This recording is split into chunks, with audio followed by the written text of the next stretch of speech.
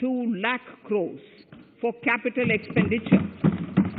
It was our effort that in spite of resource crunch, we should spend more on capital, and we are likely to end this year at around 4.39 lakh crores, which I have provided in the RE of 2020-2021.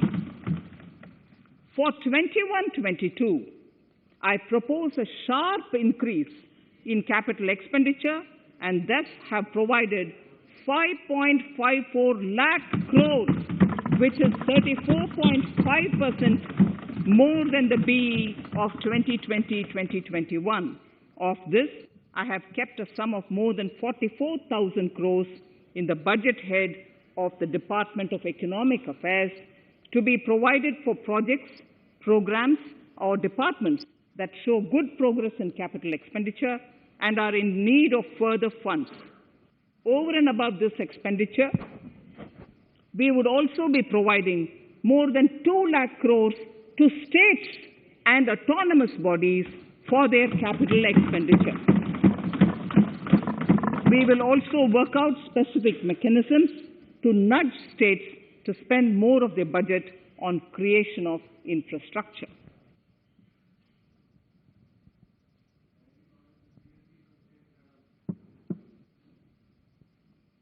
Roads and highways infrastructure. More than 13,000 kilometer length of roads at a cost of 3.3 lakh crores has already been awarded under the 5.35 lakh crores Bharatmala Pariyojana project, of which 3,800 kilometers have been constructed. By March 2022, we would be awarding another 8,500 kilometers and complete an additional 11,000 kilometers of national highway corridors. To further augment road infrastructure, more economic corridors are also being planned. Some are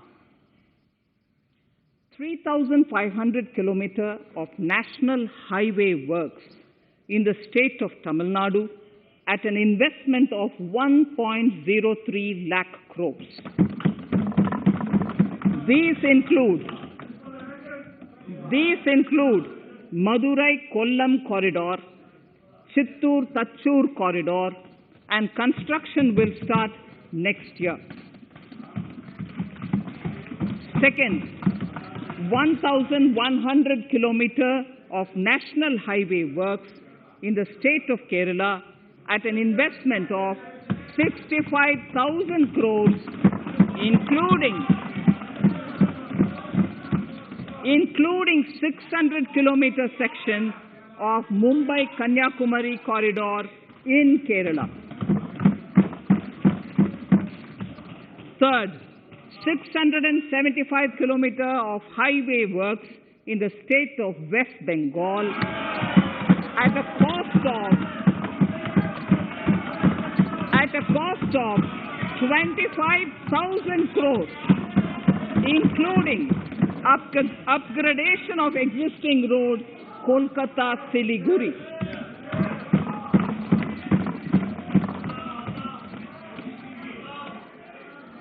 National highway works of around 19,000 crores are currently in progress in the state of Assam. Further works of more than 34,000 crores covering more than 1,300 kilometers of national highways will be undertaken in the state in the coming 3 years. Some of the flagship corridors and other important projects that would see considerable activity in 2021-22 are in Annexure 2 to my speech. I am also providing an enhanced outlay of 1,18,101 crores for Ministry of Road Transport and Highways, of which 1,08,230 crores is for capital, the highest ever provided. Railway infrastructure. Honorable Speaker, sir, Indian Railways have prepared a National Rail Plan for India 2030. The plan is to create a future-ready railway system by 2030, bringing down the logistic costs for an industry is at the core of a strategy to enable Make in India. It is expected that Western Dedicated Freight Corridor and Eastern Dedicated Freight Corridor will be commissioned by June 2022. The following additional initiatives are also proposed. The Sonnagar-Gomo sections, 263 kilometers of Eastern Dedicated Freight Corridor, will be taken up in PPP mode in this year itself. Gomo-Dankuni section of 274.3 kilometers will be also taken up shortly in short succession. We will undertake future dedicated freight corridor projects, namely East Coast Corridor from Kharagpur to Vijayawada, East-West Corridor from Bhusaval to Kharagpur to Dankuni, and North-South Corridor from Itarsi to Vijayawada. Detailed project reports will be undertaken in the first phase. Broad gauge route kilometers, RKM as they refer to, electrified is expected to reach 46,000 kilometers, 46,000 RKM. That is 72% by end of 2021 from 41,548 RKMs on 1st October 2020. 100% electrification of broad gauge routes will be completed by December 2023. For passenger convenience and safety, the following measures are being proposed. We will introduce the aesthetically designed Vista Dome LHB coach on tourist routes to give better travel experience to passengers. The safety measures undertaken in the past few years have borne results. To further strengthen this effort, high-density network and highly utilized network routes of Indian Railways will be provided with an indigenously developed automatic train protection system that eliminates train collision due to human error. I am providing a record sum of 1,10,055 crores for railways, of which 1,07,100 crores is for capital expenditure only. Urban infrastructure. We will work towards raising the share of public transport in urban areas through expansion of metro rail networks and augmentation of city bus services. A new scheme will be launched at a cost of 18,000 crores to support augmentation of public bus transport services. The scheme will facilitate deployment of innovative PPP models to enable private sector players to finance, to acquire, to operate, and to maintain over 20,000 buses. The scheme will boost the automobile sector, provide fillip to economic growth, create employment opportunities for our youth, and enhance ease of mobility for urban residents. A total of 702 kilometers of conventional metro is operational, and another 1,016 kilometers of metro and RRTS is under construction in 27 cities. Two new technologies, that is Metro Light and Metro Neo, will be deployed to provide metro rail systems at much lesser cost with same experience, convenience, and safety in Tier 2 cities and peripheral areas of Tier 1 cities also. Central counterpart funding will be provided to Kochi Metro Railway Phase 2 of 11.5 kilometer at a cost of 1,957.05 crores. Chennai Metro Railway Phase 2 of 118.9 kilometers at a cost of 63,246 crores.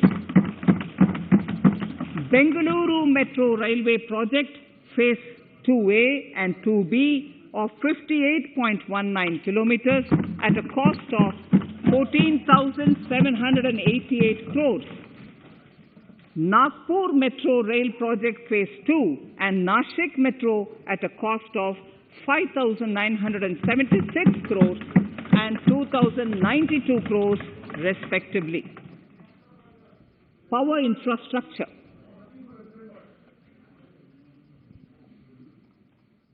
The past 6 years have seen a number of reforms and achievements in power sector. We have added 139 gigawatts of installed capacity, connected an additional 2.8 crore households, and added 1.41 lakh circuit kilometers of transmission lines. The distribution companies across the country are monopolies, either government or private. There is a need to provide choice to the consumers by promoting competition. A framework will be put in place to give consumers alternatives to choose from among more than one distribution companies. I read that sentence again. A framework will be put in place to give consumers alternatives to choose from among more than one distribution company. The viability of distribution companies is a serious concern. A revamped, reforms-based, results-linked power distribution sector scheme will be launched with an outlay of 3,05,984 crores over 5 years. The scheme will provide assistance to DISCOMs for infrastructure creation, including prepaid smart metering, feeder separation, upgradation of systems, etc., tied to financial improvements. Prime Minister, while speaking at the third Reinvestment Conference in November 2020, had announced plans to launch a comprehensive national hydrogen energy mission. It is now proposed to launch a hydrogen energy mission in 2021-22 for generating hydrogen from green power sources. Ports, shipping and waterways. Major ports will be moving from managing their operational services on their own to a model where a private partner will manage it for them. For the purpose, 7 projects worth more than 2,000 crores will be offered by the major ports on private-public partnership mode in FY 21-22. A scheme for promoting flagging of merchant ships in India will be launched by providing subsidy support to Indian shipping companies in global tenders floated by ministries and CPSCs. An amount of 1,624 crores will be provided over 5 years. This initiative will enable greater training and employment opportunities for Indian seafarers, besides enhancing Indian companies' share in global shipping. India has enacted Recycling of Ships Act in 2019 and acceded to the Hong Kong International Convention. Around 90 ship recycling yards at Alang in Gujarat have already achieved HKC-compliant certificates. Efforts will be made to bring more ships to India from Europe and Japan. Recycling capacities of around 4.5 million light displacement ton LDT will be doubled by 2024. This is expected to generate an additional 1.5 lakh jobs for our youth. petroleum and natural gas. Our government has kept fuel supplies running across the country without interruption during the COVID-19 lockdown period. Taking note of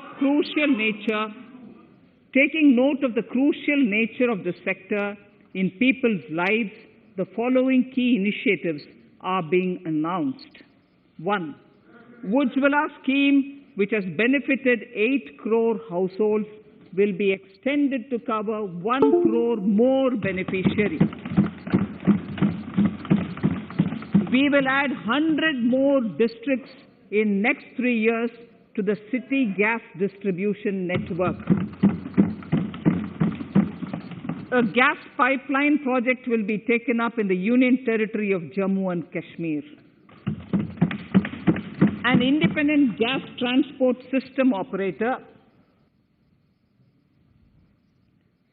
will be set up for facilitation and coordination of booking of common carrier capacity in all natural gas pipelines on a non-discriminatory open access basis. Financial capital.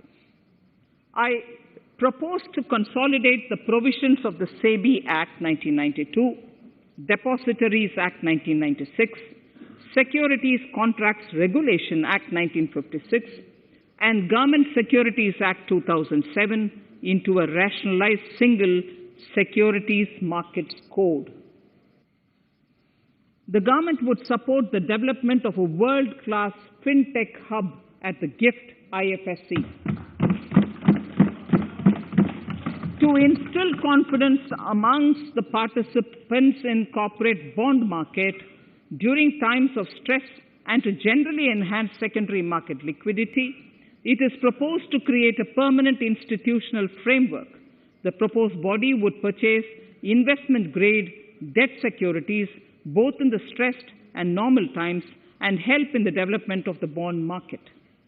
In the budget 2018-19, government had announced its intent to establish a system of regulated gold exchanges in the country. For the purpose, SEBI will be notified as the regulator, and Warehousing Development and Regulatory Authority will be strengthened to set up a commodity market ecosystem arrangement, including vaulting, assaying, logistics, etc., in addition to warehousing. Towards investor protection, I propose to introduce an investor charter as a right of all financial investors across all financial products. To give a further boost to the non-conventional energy sector, I propose to provide additional capital infusion of 1,000 crores to Solar Energy Corporation of India and 1,500 crores to Indian Renewable Energy Development Agency. I propose to amend the Insurance Act 1938 to increase the permissible FDI limit from 49% to 74% in insurance companies and allow foreign ownership and control with safeguards. Under the new structure, the majority of directors on the board and key management persons would be resident Indians, with at least 50% of directors being independent directors and specified percentage of profits being retained as general reserve. Stressed asset resolution by setting up a new structure. The high level of provisioning by public sector banks of their stressed assets calls for a measure to clean up the bank books. An asset reconstruction company limited, an asset management company would be set up to consolidate and take over the existing stressed debt and then manage and dispose of the assets to alternative investment funds and other potential investors for eventual value realization. Recapitalization of PSB. To further consolidate the financial capital capacity of PSBs, Further recapitalization of 20,000 crores is proposed in 21-22. Deposit insurance. Last year, government had approved an increase in the deposit insurance cover from 1 lakh rupees to 5 lakhs for bank customers. I shall be moving amendments to DICGC Act 1961 in this session itself to streamline the provision so that if a bank is temporarily unable to fulfill its obligations, the depositors of such bank can get easy and time-bound access to their deposits to the extent of the deposit insurance cover. This would help depositors of banks that are currently under stress. To improve credit discipline, while continuing to protect the interests of small borrowers, for NBFCs with minimum asset size of 100 crores, the minimum loan size eligible for debt recovery under the Securitization and Reconstruction of Financial Assets and Enforcement of Security Interests SARFAESI Act 2002, it is proposed to be reduced from the existing level of 50 lakhs to 20 lakhs. Company matters. The decriminalization of the procedural and technical compoundable offences under Companies Act 2013 is now complete. I now propose to take up decriminalization of the Limited Liability Partnerships Act 2008. Honourable Speaker, I propose to revise the definition under the Companies Act 2013 for small companies by increasing the threshold for paid-up capital from not exceeding 50 lakh to not exceeding 2 crores and turnover from not exceeding 2 crores to not exceeding 20 crores. This will benefit more than 2 lakh companies in easing their compliance requirements. As a further measure which directly benefits startups and innovators, I propose to incentivize the incorporation of one-person companies by allowing one-person companies to grow without any restriction on paid-up capital and turnover, allowing their conversion into any other type of company at any time, reducing the residency limit for an Indian citizen to set up an one-person company from 182 days to 120 days, and allow also non-resident Indians to incorporate OPCs in India. This will be a big boost for startups. To ensure faster resolution of cases, the NCLT framework will be strengthened, e-court system shall be implemented, and alternate methods of debt resolution and special framework for MSMEs shall be introduced. During the coming fiscal, we will be launching data analytics, artificial intelligence, machine learning driven MCA 2.1 version to MCA 21 version 3.0. MCA 21 version 3.0. This version 3.0 will have additional modules for e-scrutiny, e-adjudication, e-consultation, and compliance management. Disinvestment and strategic sale. In spite of COVID-19, we have kept working towards strategic disinvestment.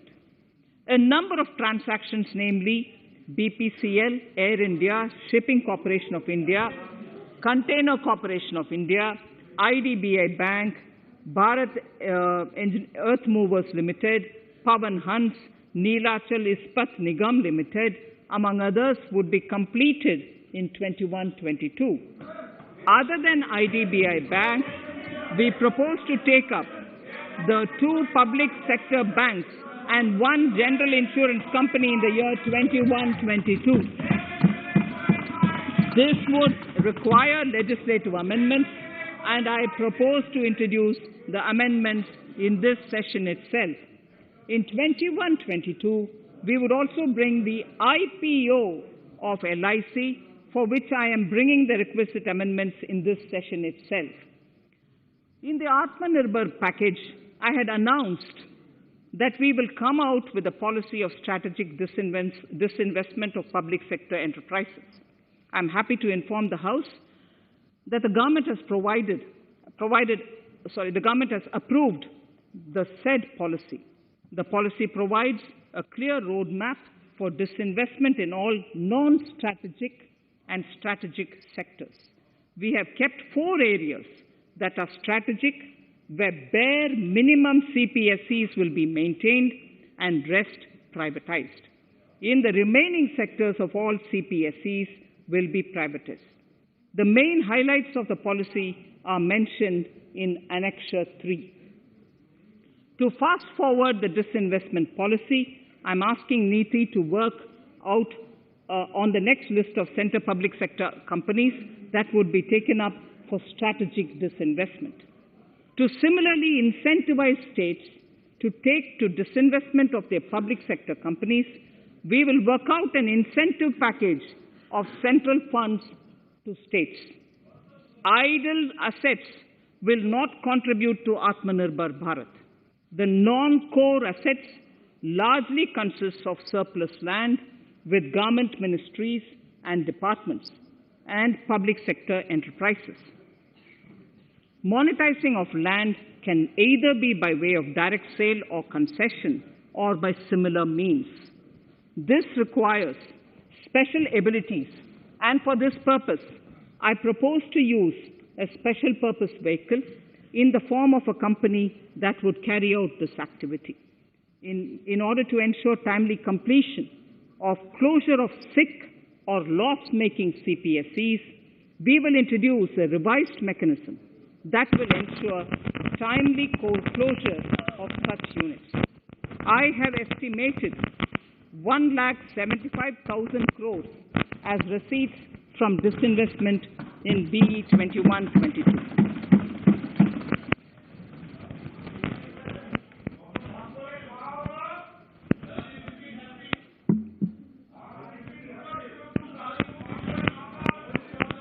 Government financial reforms.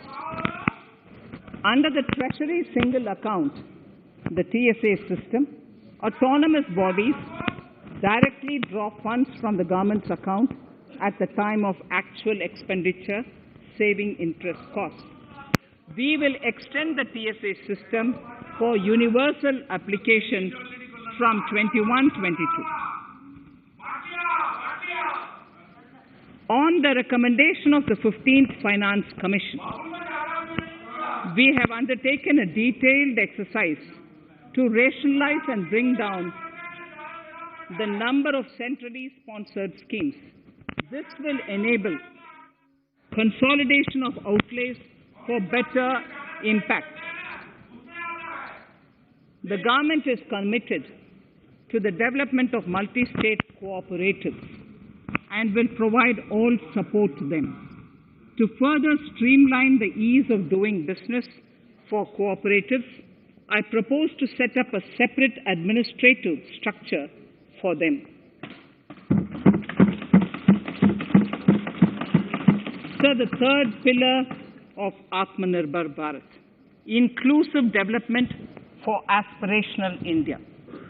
Honorable Speaker, sir, under this pillar, I will cover agriculture and allied sectors, farmers' welfare and rural India, migrant workers and labor, and financial inclusion.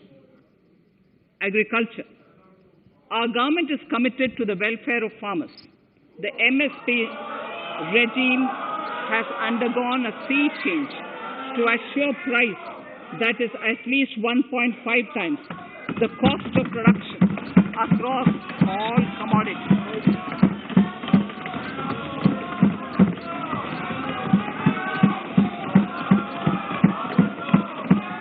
The procurement has also continued to increase at a steady pace.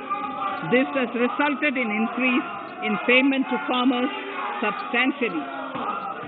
In case of wheat, a total amount paid to farmers in 2013-14. Honorable Speaker, sir, the data that I give now is important for all honorable members to kindly hear. In case of wheat, the total amount paid to farmers in 2013-14 was 33,874 crores. In 2019-20, it was 62,802 crores. And even better, Honorable Speaker, in 2020-2021, this amount paid to farmers was 75,060 crores.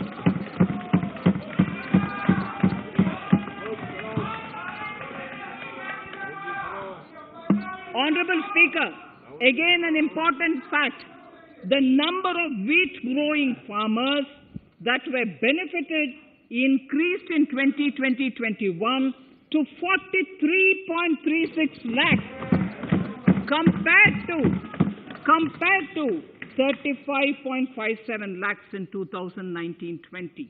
That much of an increase within 1 year. For paddy, again an important data. For paddy, the amount paid in 2013-14 was 63,928 crores.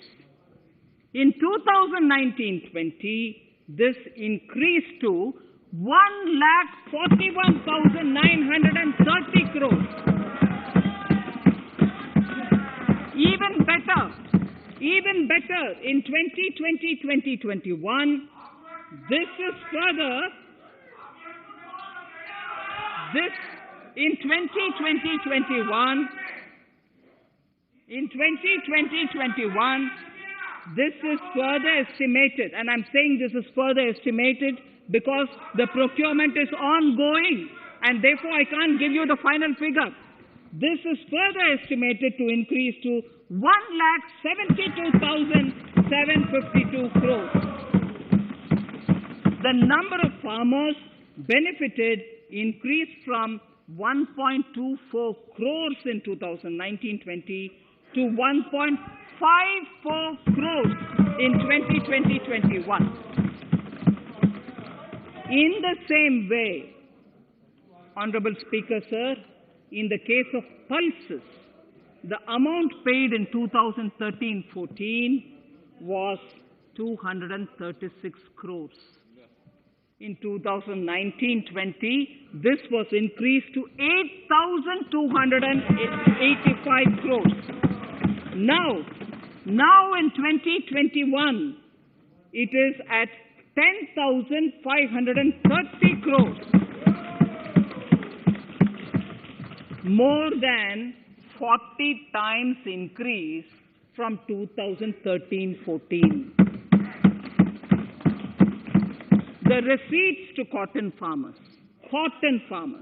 have seen a stupendous increase from 90 crores in 2013-14 to 25,974 crores I'm giving you data as of 27th January 2021. This is bound to increase.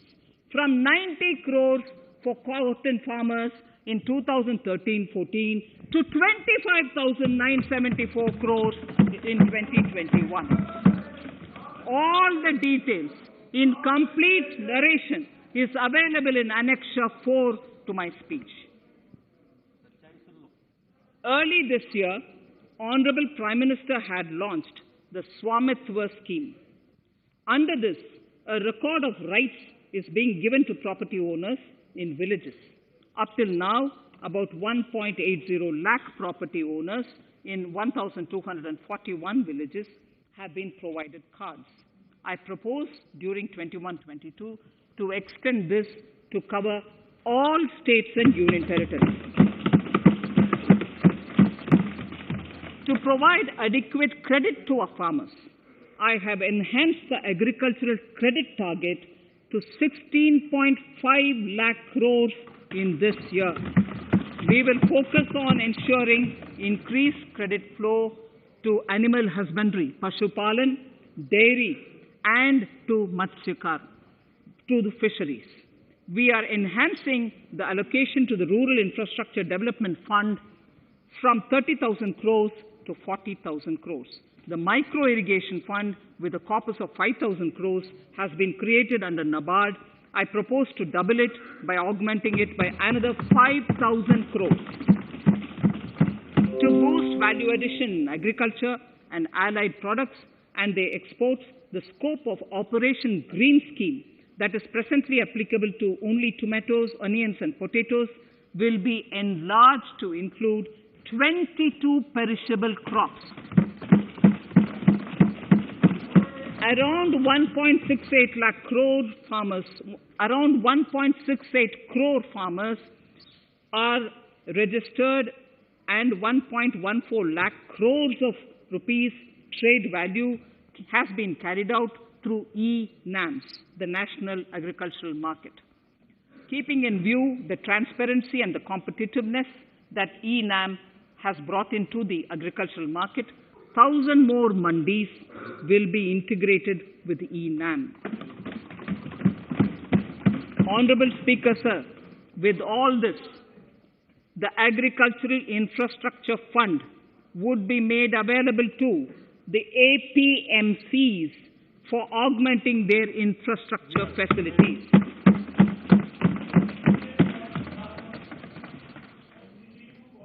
Fisheries. I'm proposing substantial investments in the development of modern fishing harbors and fish landing centers. To start with, 5 major fishing harbors, Kochi, Chennai, Visakhapatnam, Paradip, and Petua Ghat, will be developed as hubs for economic activity. We will also develop inland fishing harbors and fish landing centers along the banks of rivers and waterways. Seaweed farming is an emerging sector with potential to transform the lives of coastal communities. It will provide large-scale employment and additional incomes. To promote seaweed farming and cultivation, I propose a multi-purpose seaweed park to be established in Tamil Nadu. Migrant workers and laborers. We have launched the One Nation, One Ration Card scheme, through which beneficiaries can claim their rations anywhere in the country. Migrant workers in particular benefit from the scheme. Those staying away from their families can partially claim their ration where they are stationed, while their family in their native places can claim the rest. I'm happy to inform you that One Nation, One Ration Card plan is under implementation by 32 states and union territories, reaching about 69 crore beneficiaries. That's a total of 86% beneficiaries covered. The remaining 4 states and UTs will be integrated in the next few months. To further extend our efforts towards the unorganized labor force, migrant workers in particular, I propose to launch a portal that will collect relevant information on gig workers, building and construction workers, among others. This will help formulate health, housing, skill, insurance credit, and food schemes for all migrant workers. We will conclude a process that began 20 years ago with the implementation of the 4 labor codes. For the first time globally, social security benefits will be extended to gig and platform workers.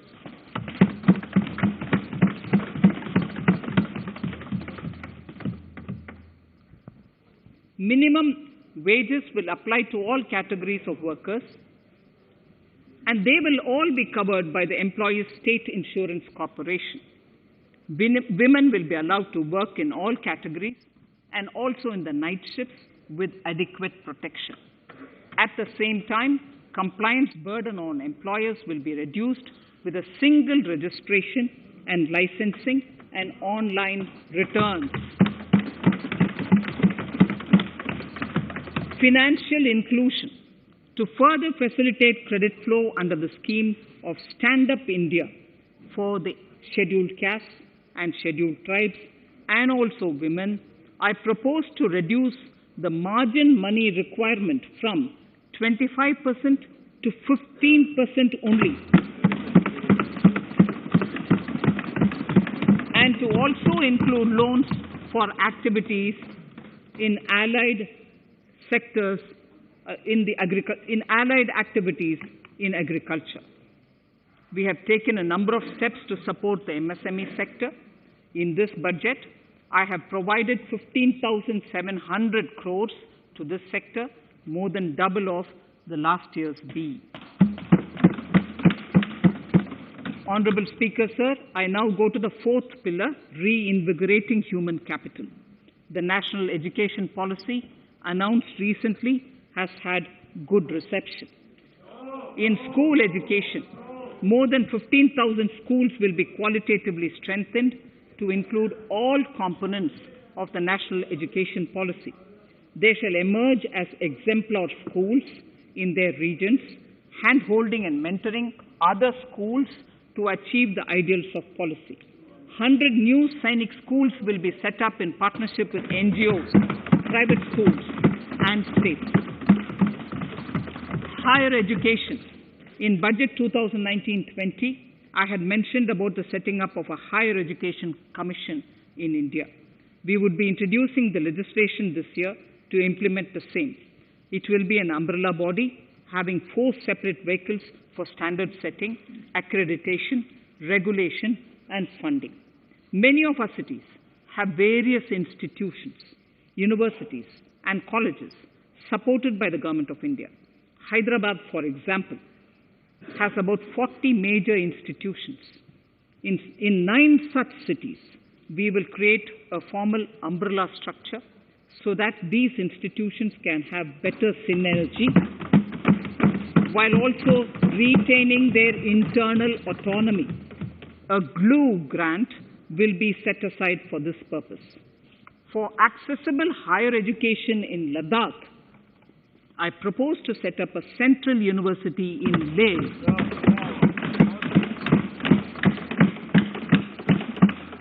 The other important projects to be taken up as a part of the NEP are listed in Annexure 5. Scheduled caste and scheduled tribes welfare. We have set ourselves a target of establishing 750 Eklavya model residential schools in our tribal areas. I propose to increase the unit cost of each such school from 20 crores, which is what it is now, to 38 crores, and for hilly and difficult areas to 48 crores. This would help creating robust infrastructure facilities for our tribal students. We have revamped the post-metric scholarship scheme for the welfare of scheduled caste students.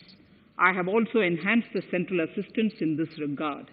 We are allotting 35,219 crores for 6 years till 25-26 to benefit 4 crores scheduled caste students.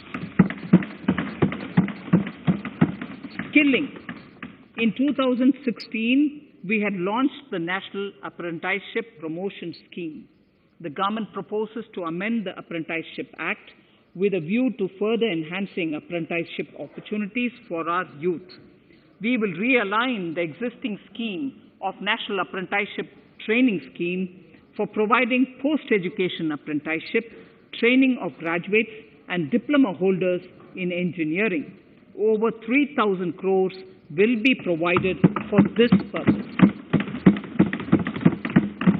An initiative is underway, Honorable Speaker, in partnership with the United Arab Emirates to benchmark skill qualifications, assessment and certification, accompanied by the deployment of certified workforce.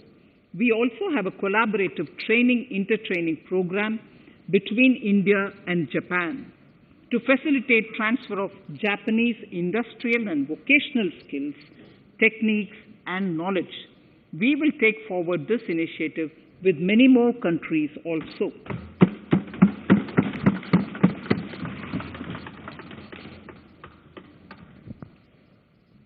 Innovation and R&D.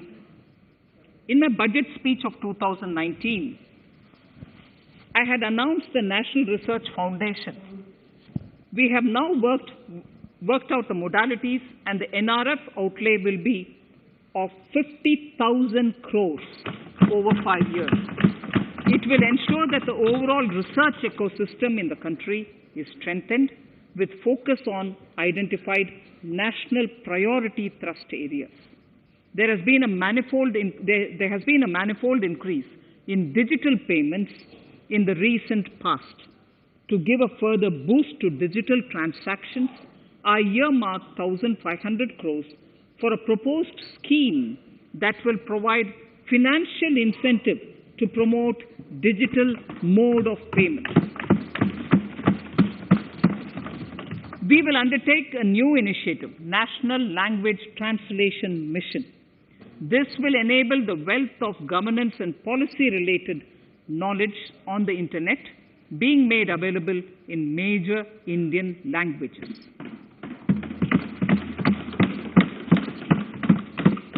The new Space India Limited, a PSU under the Department of Space, will execute the PSLV CS-51 launch, carrying the Amazonia satellite from Brazil, along with a few smaller Indian satellites. As part of the Gaganyaan mission activities, 4 Indian astronauts are being trained on generic spaceflight aspects in Russia. The first unmanned launch is slated for December 2021.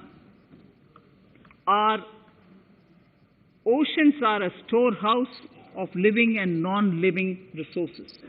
To better understand this realm, we will launch a deep ocean mission with a budget outlay of more than 4,000 crores over 5 years. This mission will cover deep ocean survey exploration and projects for the conservation of deep sea biodiversity. I come to the 6th pillar, Honorable Speaker, minimum government, maximum governance. Honorable Speaker, sir, this is the last of the 6 pillars.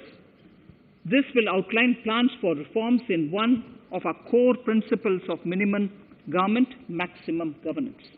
We have taken a number of steps to bring reforms in tribunals in the last few years for speedy delivery of justice. Continuing with the reforms process, I now propose to take further measures to rationalize the functioning of tribunals. We have introduced the National Commission for Allied Healthcare Professionals Bill in Parliament. National Commission for Allied Healthcare Professionals Bill in the Parliament, with a view to ensure transparent and efficient regulation of 56 allied healthcare professionals.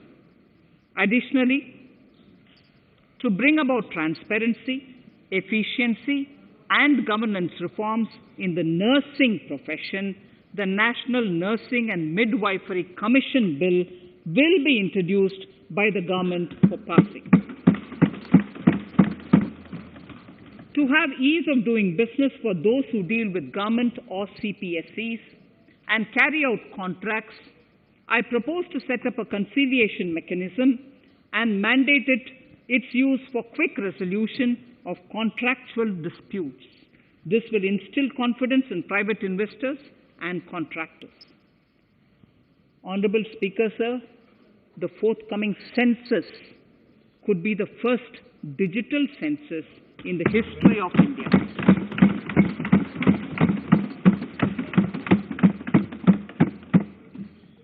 For this monumental milestone marking task, I have allocated 3,768 crores in this year, 21-22. Honorable Speaker, Goa is celebrating the Diamond Jubilee year of the state's liberation from Portuguese rule. From the Government of India's side, I propose to grant 300 crores to the Government of Goa for the celebration. I propose to provide 1,000 crores for the welfare of tea workers, especially women and children in Assam and West Bengal. A special scheme will be devised for the same.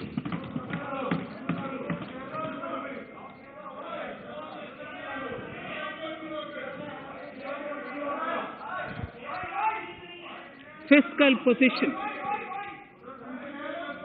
Fiscal position. In these last few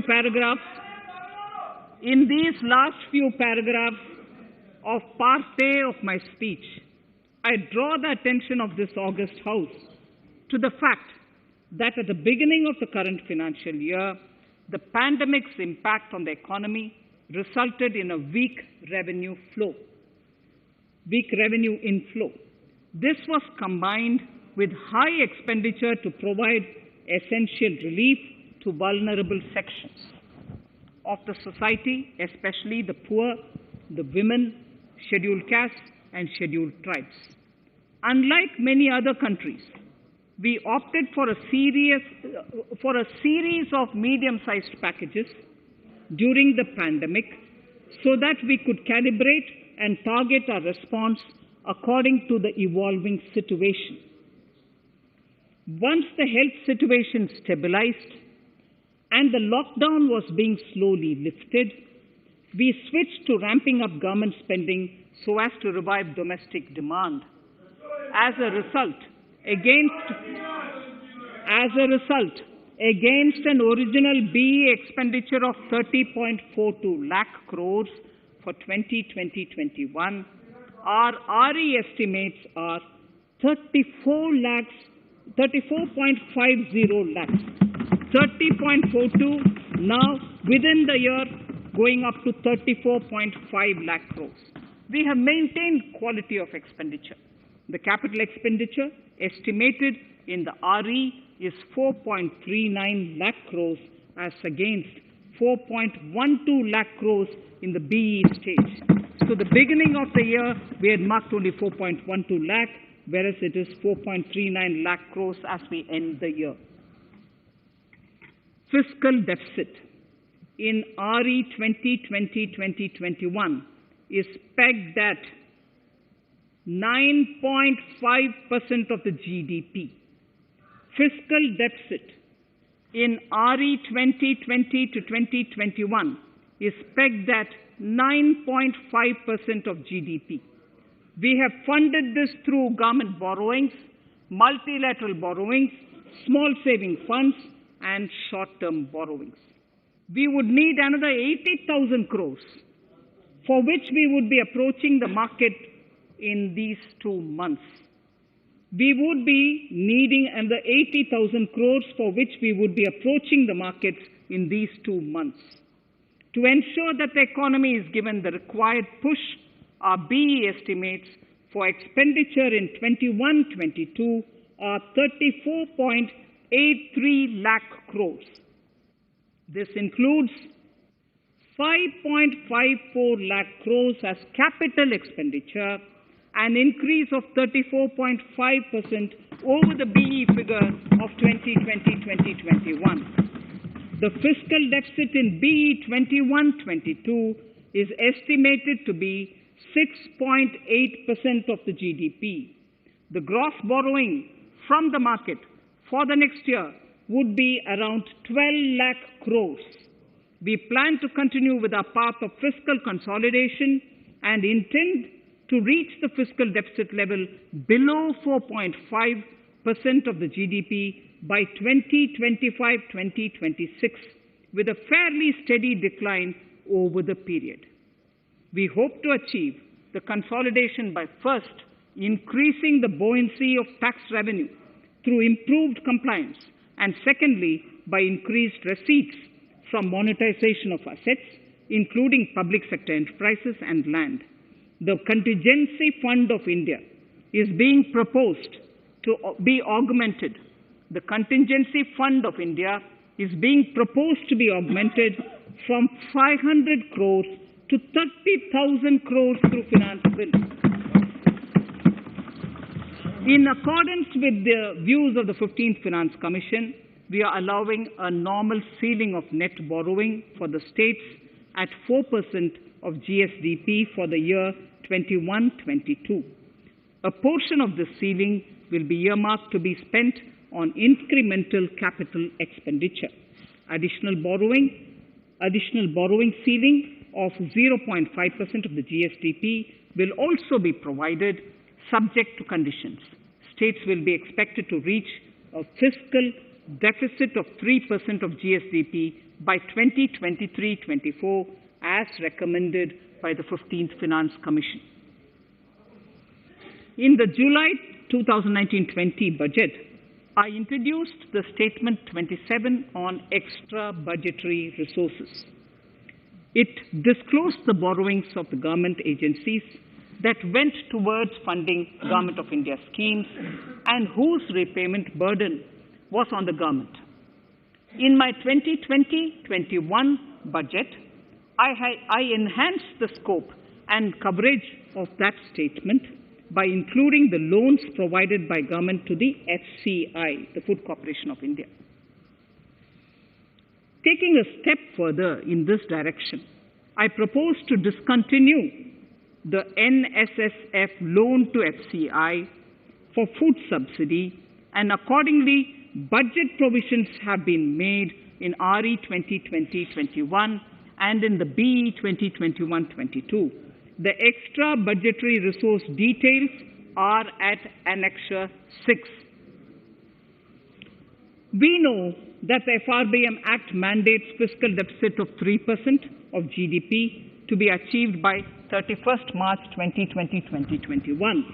The effect of this year's unforeseen and unprecedented circumstances has necessitated the submission of a deviation statement under Sections 4 of Subclause 5 and Section 7, Subclause 3b of the FRBM Act, which I am laying on the table of the House as part of the FRBM documents. Towards achieving central government fiscal deficit along the broad path that I have already indicated, I will be introducing an amendment to the FRBM Act. Honorable Speaker, on the 9th of December 2020, the 15th Finance Commission submitted its final report covering the period 2021 to 2026 to the Rashtrapati Ji. The government has laid the Commission's report along with the explanatory memorandum in the Parliament, retaining the vertical shares of the states at 41%. We recognize our commitment to fiscal federalism and propose, therefore, to adhere to this recommendation. Jammu and Kashmir in the 14th Finance Commission was entitled to get devolution being a state. Now the funds of the UTs of Jammu Kashmir and Ladakh would be provided by the centre. I have also provided, on the Commission's recommendation, 1,18,452 crores as revenue deficit grant to 17 states in 21-22, as against 74,340 crores to 14 states in 2020-21. Honorable Speaker, I would now move to Part B of my speech.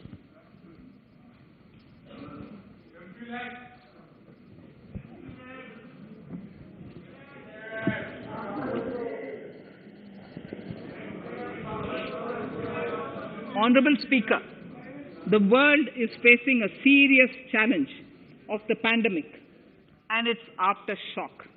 In these trying times, when many economies are struggling to revive, our people and our industry have exhibited remarkable resilience.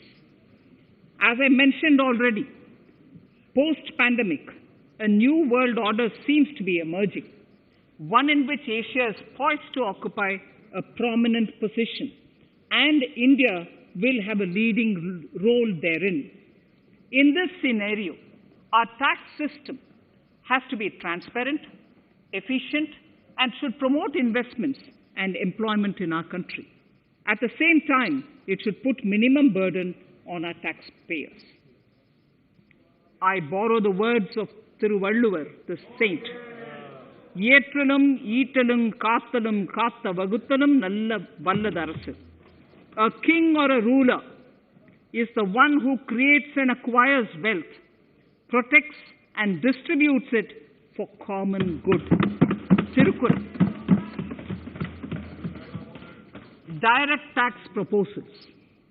Keeping this in mind, the words of Tirukkural, our government introduced a series of reforms in the direct tax system for the benefit of our taxpayers and the economy. Few months prior to the pandemic, in order to attract investments, we slashed our corporate tax rate to make it among the lowest in the world. The dividend distribution tax too was abolished. The burden of taxation on small taxpayers was eased by increasing rebates. In 2020, the return filers saw a dramatic increase to 6.48 crores from 3.31 crores in 2014. In the direct tax administration, we had recently introduced the faceless assessment and faceless appeal. I now seek to take further steps to simplify the tax administration, ease compliance, and reduce litigation. Relief to senior citizens. I begin my direct tax proposals by offering my pranam to our senior citizens.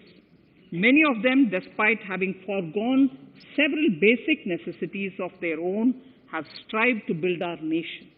Now in the 75th year of independence of our country, when we continue our endeavor with renewed vigor, we shall reduce compliance burden on our senior citizens who are 75 years of age and above.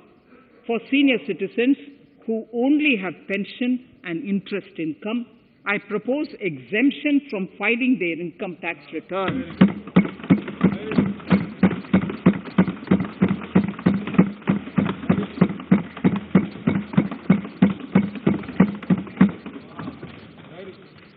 The paying bank will deduct the necessary tax on their income. Reduction in time for income tax proceedings. This is a very key announcement if you are asking. Honorable Speaker, presently an assessment can be reopened up to 6 years and in serious tax fraud cases for up to 10 years. As a result, taxpayers have to remain under uncertainty for a very long time. I therefore propose to reduce this time limit for reopening of assessments to 3 years from the present 6 years.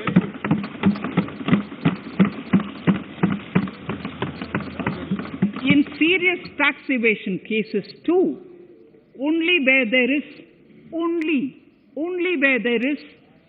evidence of concealment of income of 50 lakh or more in a year. In serious tax evasion cases too, only where there is evidence of concealment of income of 50 lakh or more in a year can the assessment be reopened up to 10 years. Even this reopening can be done only after the approval of the Principal Chief Commissioner, the highest level of Income Tax Department. Setting up the Dispute Resolution Committee. Honorable Speaker, it has been the resolve of this government to reduce litigation, which mars the present taxation system. The government came out with the Direct Taxation Vivad Se Vishwas scheme to give taxpayers an opportunity to settle long-pending disputes and be relieved to further strain on their time and resources. The response from taxpayers has been the best ever, as over 110,000 taxpayers have already opted to settle tax disputes of over 85,000 crores under the scheme. To further reduce litigation for small taxpayers, I propose to constitute a dispute resolution committee for them, which will be faceless to ensure efficiency, transparency, and accountability. Anyone with a taxable income up to 50 lakh and disputed income up to 10 lakh shall be eligible to approach the committee. Faceless IT-AT. For ease of compliance and to reduce discretion, we are committed to make the taxation processes faceless. The government has already introduced faceless assessment and appeal this year. The next level of income tax appeal is the Income Tax Appellate Tribunal. I now propose to make this tribunal faceless. We shall establish a national faceless Income Tax Appellate Tribunal Center. All communication between the tribunal and the appellant shall be electronic. Where personal hearing is needed, it shall be done through video conferencing. Relaxations to NRI. When non-resident Indians return to India, they have issues with respect to their accrued incomes in their foreign retirement accounts. This is usually due to mismatch in taxation period. They also face difficulties in getting credit for Indian taxes in foreign jurisdictions. I propose to notify rules for removing their hardship of double taxation. Exemption from audit. Currently, if your turnover exceeds 1 crore, you have to get your accounts audited. In February 2020 budget, I had increased the limit for tax audit to 5 crores for those who carry out 95% of their transactions digitally. To further incentivize digital transactions and to reduce compliance burden, I propose to increase this limit for tax audit for such persons from 5 crores to 10 crores.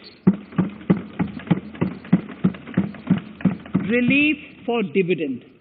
In the previous budget, I had abolished the dividend distribution tax in order to incentivize investment.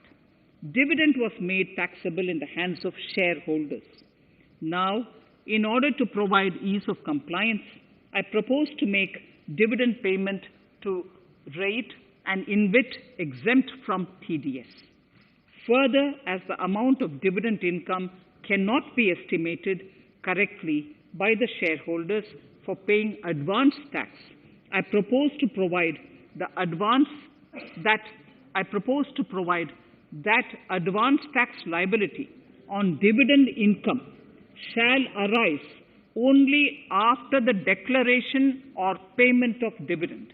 Also, for the foreign portfolio investors, I propose to enable deduction of tax on dividend income at lower treaty rate. Attracting foreign investment into infrastructure sector.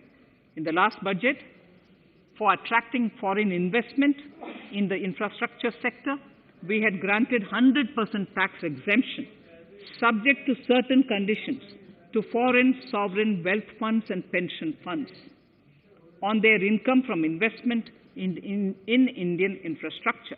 We have noticed that few of such funds are facing difficulties in meeting some of the conditions. In order to ensure that a large number of funds invest in India, I propose to relax some of these conditions relating to prohibition on private funding, restriction on commercial activities, and direct investment in infrastructure.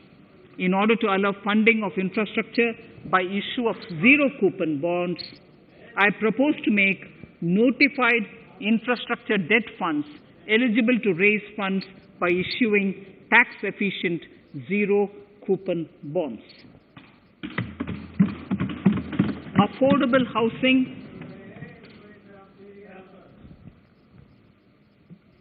Affordable housing and rental housing. This government sees housing for all and affordable housing as priority areas. In July 2019 budget, I provided an additional deduction of interest amounting to 1.5 lakh for loan taken to purchase an affordable house. I propose to extend the eligibility of this condition by 1 more year to 31st March 2022. The additional deduction of 1.5 lakh shall therefore be available for loans taken up to 31st March 2022 for the purchase of affordable houses. Further, to keep up the supply of affordable houses, I propose that the affordable housing projects can avail a tax holiday for one more year till 31st March 2022. These are available now for projects also. We are committed to promote supply of affordable rental housing for migrant workers. For this, I propose to allow tax exemption for notified affordable rental housing projects.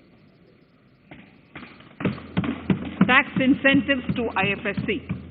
As I mentioned in Part A of this speech, the government is committed to making the International Financial Services Center in GIFT City a global financial hub. In addition to the tax incentives already provided, I propose to include, among others, tax holiday for capital gains for aircraft leasing companies, tax exemption for aircraft lease rentals paid to foreign lessors, tax incentive for relocating foreign funds in the IFSC, and to allow tax exemption to the investment division of foreign banks located in the IFSC. Pre-filling of returns. Honorable Speaker, in order to ease compliance for the taxpayer, details of salary income, tax payments, TDS, etc., already come pre-filled in income tax returns. To further ease filing of returns, details of capital gains from listed securities, dividend income, and interest from banks, post office, etc., will also be now pre-filled. Relief to small trusts. We hope to reduce compliance burden on small charitable trusts running educational institutions and hospitals. So far, there is a blanket exemption to such entities whose annual receipt does not exceed 1 crore of rupees. I now propose to increase this amount to 5 crores.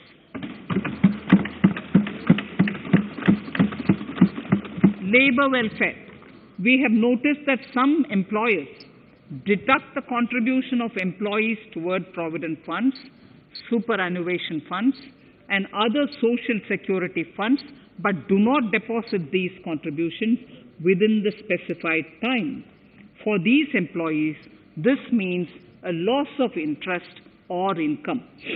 In cases where an employer later becomes financially unviable, non-deposit results in a permanent loss for the employees. In order to ensure that employees' contributions are deposited on time, I reiterate that the late deposit of employees' contribution by the employer will not be allowed as deduction to the employer.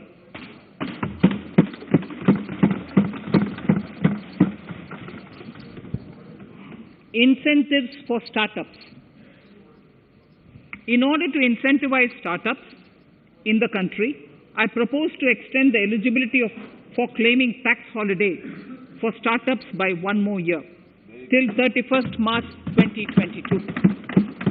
Further, in order to incentivize funding for the startups, I propose to extend the capital gains exemption for investment in startups by one more year, till 31st March 2022. Sir, I now come to indirect tax proposals. GST. Before I come to my indirect tax proposals, I would like to appraise the House on GST. The GST is now 4 years old, and we have taken several measures to further simplify it.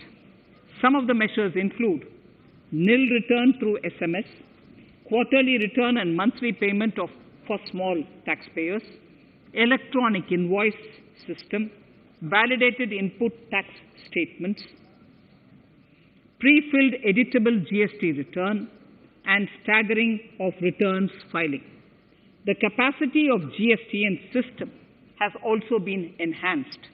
We have also deployed deep analytics and artificial intelligence to identify tax evaders and fake billers and launched special drives against them. The results speak for themselves. We have made record collections in the last few months. The The GST Council has painstakingly thrashed out thorny issues. As chairperson to the Council, I want to assure this House that we shall take every possible measure to smoothen the GST further and to remove anomalies such as inverted duty structure. Custom duty rationalization. Our custom duty policy should have the twin objective of promoting domestic manufacturing and helping India get on to global value chain and export better. The thrust now has to be on easy access to raw materials and exports of value-added products. Towards this, last year, we started overhauling the customs duty structure, eliminating 80 outdated exemptions. I also thank everyone who responded overwhelmingly to a crowdsourcing call for suggestions on this revamp. I now propose to review more than 400 old exemptions this year. I repeat, I now propose to review more than 400 old exemptions this year. We will conduct this through extensive consultations, and from 1st October 2021, we will put in place a revised customs duty structure free of distortions.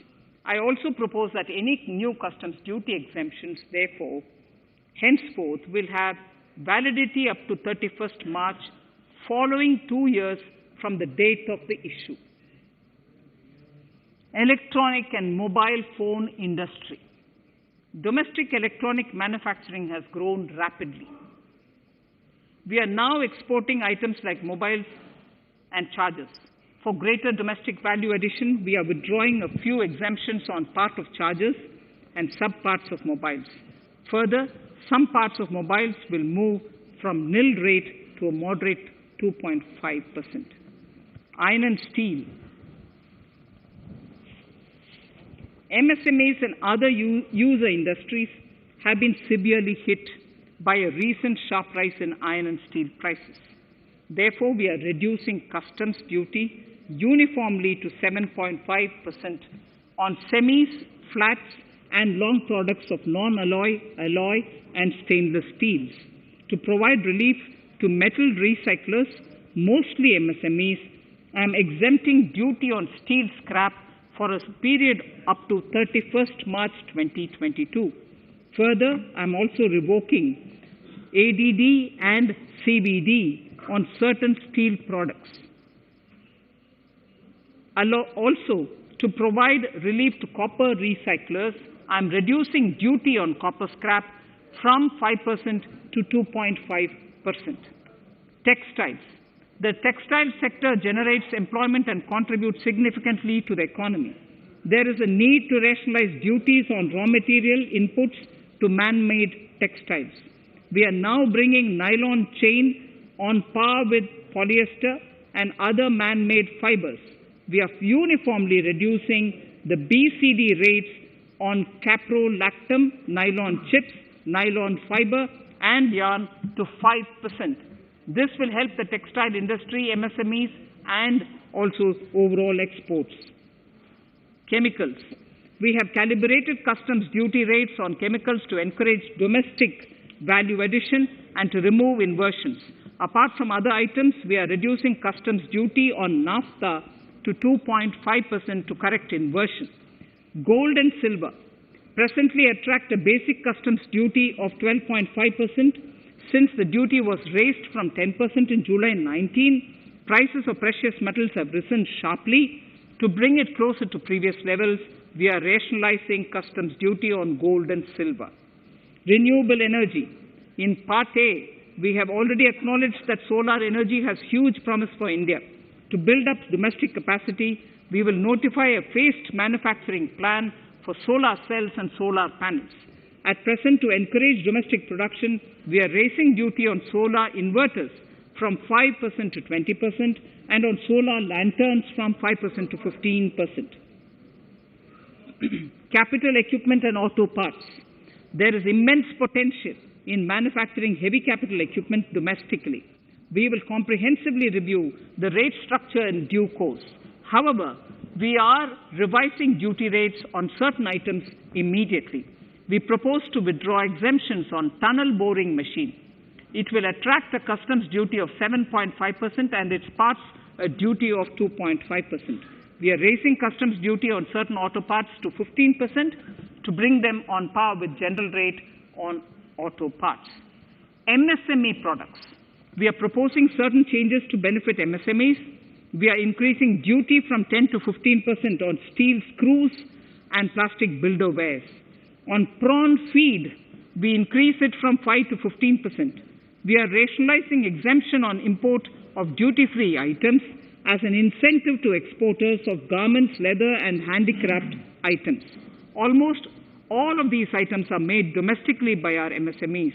We are withdrawing exemption on imports of certain kinds of leathers as they are domestically produced in good quantity and quality, mostly by MSMEs. We are also raising customs duty on finished synthetic gemstones to encourage domestic processing. Agriculture products to benefit farmers. We are raising customs duty on cotton from nil to 10%, on raw silk and silk yarn from 10 to 15%. We are also withdrawing end-use-based concession on denatured ethyl alcohol. Currently, rates are being uniformly calibrated to 15% on items like maize, bran, rice bran, oil cake, and animal feed additives. There is an immediate need to improve agricultural infrastructure so that we produce more while also conserving and processing agricultural output efficiently. This will ensure enhanced remuneration for our farmers. To earmark resources for this purpose, I propose an agricultural infrastructure and development cess on a small number of items. However, while I'm applying this cess, we have taken care not to put additional burden on consumers on most items. Rationalization of procedures and easing of compliance. For their judicious application, we propose certain changes in the provisioning related to ADD, anti-dumping duty, and CVD, countervailing duty levies. To complete customs investigation, we are prescribing definite timelines. In 2020, we rolled out the Turant Customs Initiative, which brought in faceless, paperless, and contactless customs measures. With effect from September 2020, we have implemented a new procedure for administration of rules of origin. This has helped in putting a check on misuse of FTAs. The specific details of direct and indirect tax changes proposed are listed in the annexure to my speech. Honorable Speaker, sir, with these words, I commend the budget to this august House. Thank you.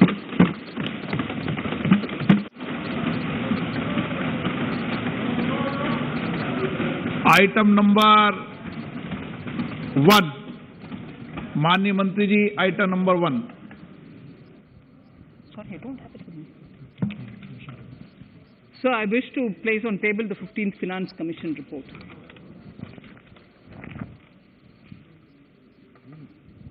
Item number 3, माननीय मंत्री जी.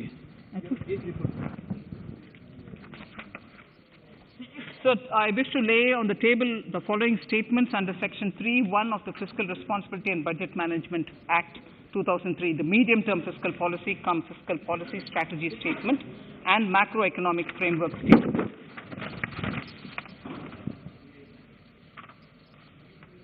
Item number 4. So I wish to seek your permission to move for leave to introduce the Finance Bill 2021. प्रश्न ये कि विधेयक को पुनर्स्थापित करने की अनुमति प्रदान की जाए. जो सदस्य इसके पक्ष में हाँ कहें, जो सदस्य इसके विरोध में ना कहें. मेरे विचार में निर्णय हाँ वालों के पक्ष में हुआ, हाँ वालों के पक्ष हुआ. माननीय मंत्री जी विधेयक को पुनर्स्थापित करें. Shri Prahlad Joshi ji. With your permission, I rise to present the 18th report of Business Advisory Committee.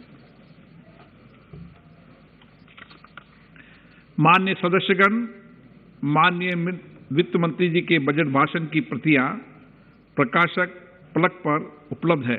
सदस्य अपनी प्रति प्रकाशन फलक से प्राप्त कर सकते हैं। माननीय सदस्यगण, जैसा कि आपको समाचार 2 के माध्यम से पहले सूचित किया जा चुका है कि बजट की प्रतियां आपको मेंबर्स पोर्टल के माध्यम से उपलब्ध कराई जा रही है। सभा की कार्रवाई मंगलवार दिनांक 2 फरवरी 2021 को दोपहर 4 बजे तक के लिए स्थगित की जाती है।